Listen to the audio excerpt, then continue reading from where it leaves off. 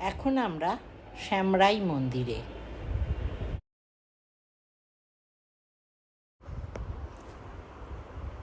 এবার আমরা এলাম জোড়বাংলায়। জোড়বাংলা। আর এখানের কাজগুলোর মধ্যে দেখুন রামায়ণ মহাভারত তো আছেই, এটা ছাড়া অন্য যেটা আছে সোশ্যাল লাইফ আছে, হান্টিং আছে। আর বেস কিন্তু সব জায়গায় ল্যাটারাইট বা মাকড়া পাথর বা ধামা পাথর। এর অ্যাডভান্টেজ হচ্ছে ওয়েটটাকেও ক্যারি করে এবং নিচের জল উপরে টানে না, যে কারণে সাপোর্টের মধ্যে কোনো নোনা ভাব নেই। হরধনু ভঙ্গ থেকে শুরু, রাম সীতার বিয়ে, দশরথ রাজা শিকারে গেছে, শব্দভেদী বান ছুড়েছে, শ্রবণ কুমার মারা গেছে, মা বাবাকে নিয়ে এক চিতায় দাহ হচ্ছে, দশরথের পুত্র, 4 পুত্র, 3 রানীর 4 পুত্র, এগুলো রামায়ণ। পরে গৌর কৃষ্ণ, যেগুলো কৃষ্ণের বাল্যকাল। তার নিচে সোশ্যাল লাইফ, টিক্কা লাগাচ্ছে, তামাক খাচ্ছে, ঘোড়া নিয়ে ঘুরছে। আর এগুলো হচ্ছে শিকার দৃশ্য। এই শিকারের ব্যবস্থাটা একটা সময় এখানে খুবই প্রচলন ছিল, এখনো আছে ট্রাইবালদের মধ্যে। ওরা ট্র্যাডিশন রাখার জন্য বছরে একটা দিন শিকারে বেরোয় আদিবাসীরা, মানে ট্র্যাডিশনটা থাকে ওদের। যাই হোক, একটা টুকরো জোড়বাংলা।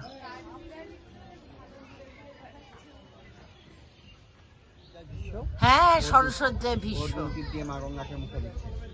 আর এগুলো হচ্ছে বৈষ্ণবীয় কালচার, মৃদঙ্গ বাজাচ্ছে। হ্যাঁ, আর নিচে দেখুন এখানে শিকার দৃশ্যের মধ্যে দেখুন ঘোড়াই করে চিকল হরিণ গাছের উপর থেকে শুকর মারছে। শুকর মারার টেকনিকটা দেখুন, ড্রাম পেটাচ্ছে, কারণ ড্রামের আওয়াজে শুকরকে জঙ্গল থেকে বের করে সেই সময় তীর মারার সুবিধাটা দিচ্ছে।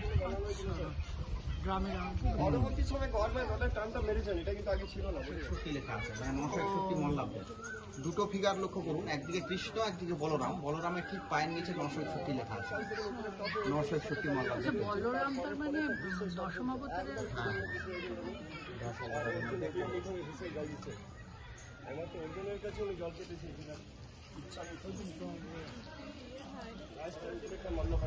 এখানে মহাভারতেরই সব দৃশ্য,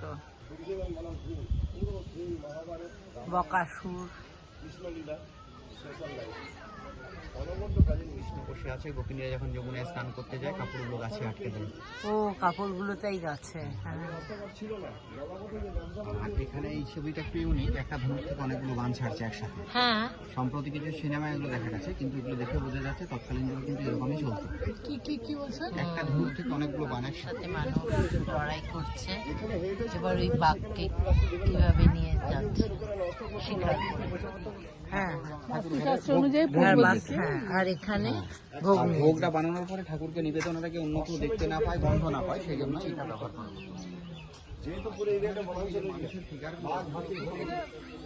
কারিগর ছিল, দেখলে খানিকটা অনুমান করা যায়।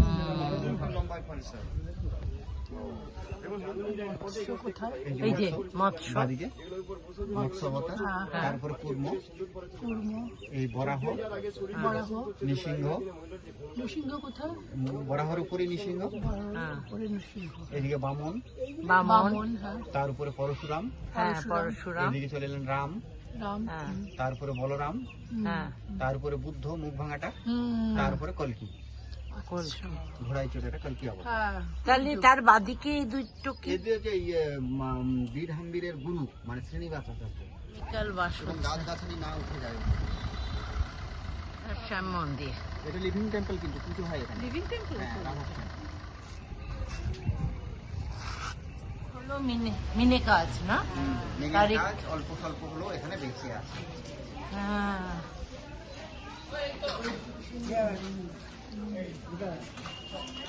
এরপরে আলাদা কোনো কুণ্ড, সময়টা হচ্ছে 1757 পলাশি। তারপরে এটা বানানো হয়েছিল। এরপরে রাজারা পাওয়ার হারিয়ে যায়, যে কারণে আর কোনো মন্দির স্থাপত্য বানাতে পারে না।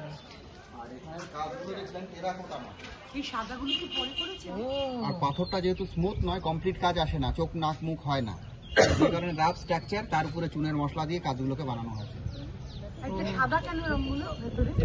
দিয়ে বানানো তো এটাই নতুন, এটা রেনোভেশন হয়েছে। ও এটা রেনোভেট করছে। আমাদের শুধু তো কালনে তোলার কি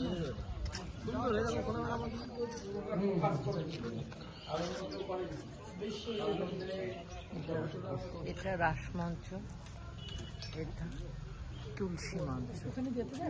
না না, রান্নাঘরের ভাঙা অংশ।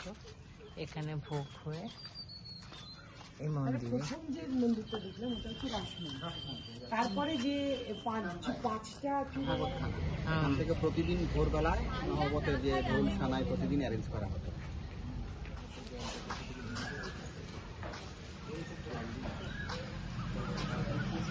ওই মাতার মন্দির। পরের চালাবি পরে বিভিন্ন রাজারা সংস্কার করতে এটাই মৃন্ময়ী মাতার মন্দির, সবচেয়ে পুরনো। ভেতরে যে মাকে দেখছেন মা হচ্ছে পুষ ঘাট আর গঙ্গা মাটি, বিসর্জন হয় না। স্বপ্ন আদেশ হলে পেন্টিং হয়। 2024-এ লাস্ট পেন্টিং হলো। স্বপ্নাদেশ হয় রাজপরিবারের মধ্যে।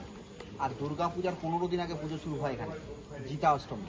প্রথমে পথে পুজো হয়, তারপর মাই সেই পথগুলোকে বিসর্জন করা হয়, কিন্তু মা বরাবর একইভাবেই থাকে। এই মাকে শ্রীরামকৃষ্ণ দর্শন করে গেছে। মান আছে দুর্গা পুজোর 15 দিন আগে দুর্গা পূজার 15 দিন আগে পুজো শুরু হয়। পুজো শুরু হয়। আর তোপধ্বনি হয় কবে? তপধ্বনি অষ্টমীর সন্ধি। অষ্টমীর সন্ধিক্ষণে যখন তোপধ্বনি হয় তখন কাছাকাছি সব মন্দিরে বলি হয়। আর এই বটগাছটা কতদিনের পুরনো? প্রাচীন বটগাছ, এটা প্রায় 400 বছর। এর মেন গুড়িটা নেই, এগুলো ওই ঝুড়ি থেকে নেমে এই গোড়াটা আবার তৈরি হয়েছে। হ্যাঁ